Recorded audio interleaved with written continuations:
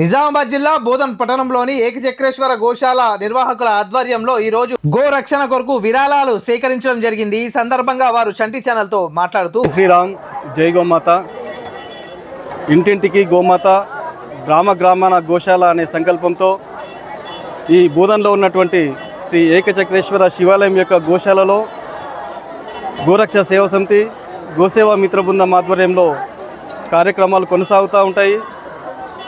ఈ గోశాలలో దాదాపు 250 పైచిలకు గోమాతల యొక్క సంరక్షణ కొనసాగుతుంది। గోమాతని మనము విశ్వమాతగా పరిగణిస్తాం అందరం। ప్రతి ఒక్కరికి నా యొక్క విన్నపం ఏంటంటే దయచేసి ఎవ్వరు కూడా గోవుని వధించద్దు, ప్రతి ఒక్కరు గోమాతని పూజించాలి। అలాగే మా చక్రేశ్వర గోశాల రక్షణ టీం తరపున రోడ్ల మీద పలు వీధులలో తిరుగుతున్న గోమాతలకు నిరంతరం 24/7 పశు వైద్యశాల డాక్టర్ని పిలిపించి మా గోశాల చక్రేశ్వర గోశాల నుండి రక్షణ కల్పిస్తున్నాము। అలాగే ఇమీడియట్గా ట్రీట్మెంట్ చేయిస్తున్నాము।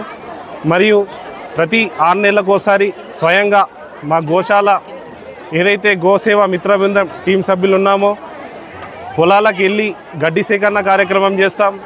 అలాగే ప్రతి సోమవారం ఉదయం ఏకచక్రేశ్వర శివాలయంలో గోపూజ కార్యక్రమం కూడా ఉంటుంది।